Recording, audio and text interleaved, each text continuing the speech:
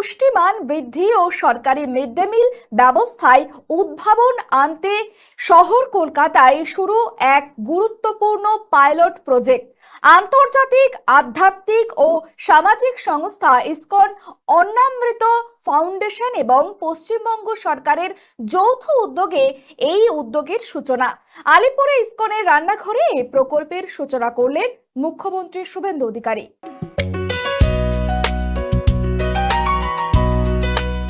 দক্ষিণ কলকাতার আলিপুরের transport depot রোডে অবস্থিত অন্নামৃত কিচেন।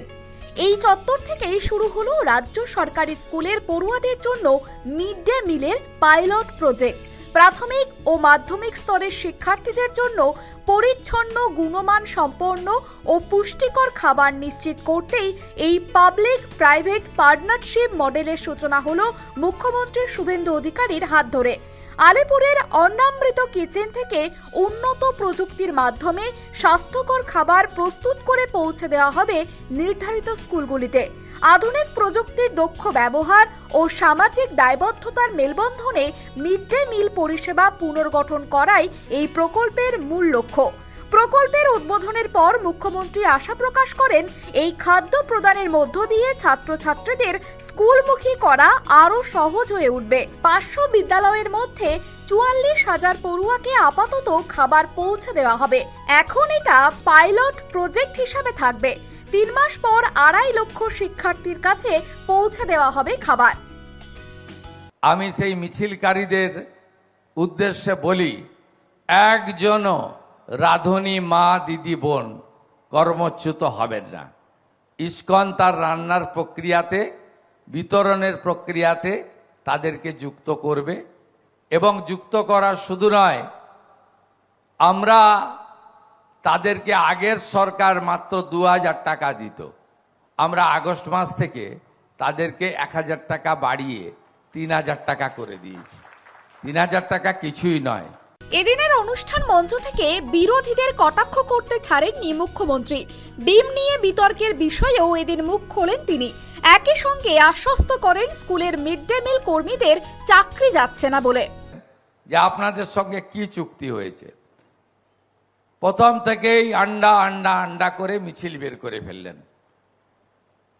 আমরা যেমন ইসকনের সাত্ত্বিক আহারকে গ্রহণ করেছি, তাদের যে একটি নিজস্ব আনকম্প্রোমাইজ রীতিনীতি রয়েছে, যেটাতে তারা সমঝোতা করেন না, আমরা করতেও বলবো না।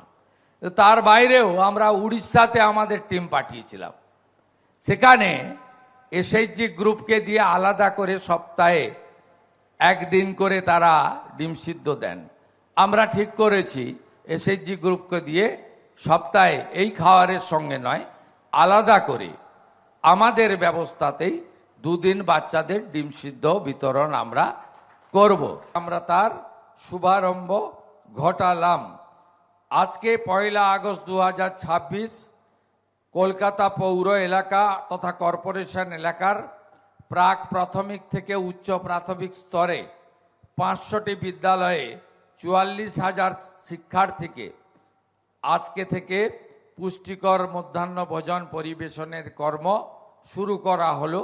শুভ কর্মসূচি এবং আগামী 3 মাসের মধ্যে এই পরিষেবা সম্প্রসারিত হয়ে 2.5 লক্ষ শিক্ষার্থীর কাছে পৌঁছে দেওয়া হবে।